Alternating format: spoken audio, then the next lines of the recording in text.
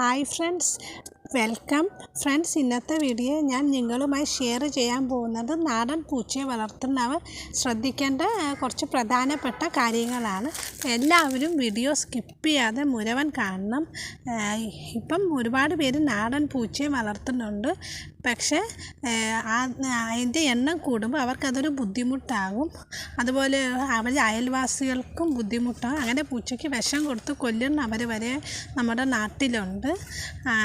പിന്നെ ആ വീട്ടുകാർ വാടകയ്ക്ക് താമസിക്കുന്നവർക്കാണെങ്കിൽ അതൊരു വലിയ ബുദ്ധിമുട്ടാണ് പൂച്ചയുടെ എണ്ണം കൂടുന്നത്. അപ്പം അതിന് പരിഹാരമാണ് നാടൻ പൂച്ചയെ വളർത്തുന്നവർ, പ്രത്യേകിച്ച് നാടൻ ഫീമെയിൽ ക്യാറ്റ്സ് ഉണ്ടെങ്കിൽ അതിനെ വന്ധീകരണം ചെയ്യുന്നത് വളരെ നല്ലതാണ്.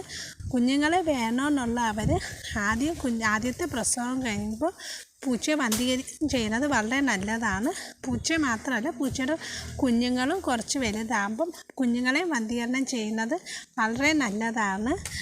പിന്നെ പൂച്ചയ്ക്ക് വർഷം തോറും റാബീസിൻ്റെയും പാർവോയുടെയും ഒരു മൾട്ടിപ്പിൾ വാക്സിനുണ്ട്. ആ വാക്സിൻ എടുക്കുന്നത് വളരെ നല്ലതാണ്. കാരണം നാടൻ പൂച്ചയാകുമ്പോൾ അത് പുറത്തൊക്കെ പോകും, മറ്റേ പൂച്ചയുമായി സഹകരിക്കും. അപ്പോൾ അതിന് പല അസുഖങ്ങളുണ്ടാകാനുള്ള സാധ്യതയുണ്ട്. അസുഖങ്ങളുണ്ടായി അതിൻ്റെ ട്രീറ്റ്മെൻറ്റിനൊക്കെ ഒരുപാട് ക്യാഷ് ആകും. അപ്പോൾ വർഷത്തിൽ ഒരിക്കൽ റാബീസിൻ്റെ പാർവോയുടെ വാക്സിൻ എടുക്കണം. അതുപോലെ വന്ധീകരണം ചെയ്യുന്നത് വളരെ നല്ലതാണ്. വന്ധീകരണം ചെയ്യുന്നതിൻ്റെ ഗുണങ്ങളൊക്കെ ഞാൻ അടുത്ത വീഡിയോയിൽ നിങ്ങളുമായി ഷെയർ ചെയ്യുന്നതാണ്. അതുപോലെ തന്നെ പൂച്ച ഡീവാം ചെയ്യുന്നതും വളരെ നല്ലതാണ്. പൂച്ച ഡീവാം ചെയ്യാനൊക്കെ ഉള്ള മെഡിസിൻ കിട്ടും.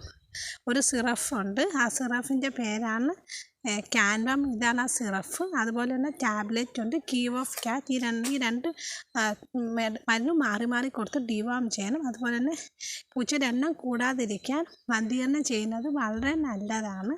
അപ്പോൾ ഇന്നത്തെ വീഡിയോ എല്ലാവർക്കും ഇഷ്ടമായെങ്കിൽ ലൈക്ക് ചെയ്യുക, ചാനൽ സബ്സ്ക്രൈബ് ചെയ്ത് സപ്പോർട്ട് ചെയ്യുക. Okay friends, thank you.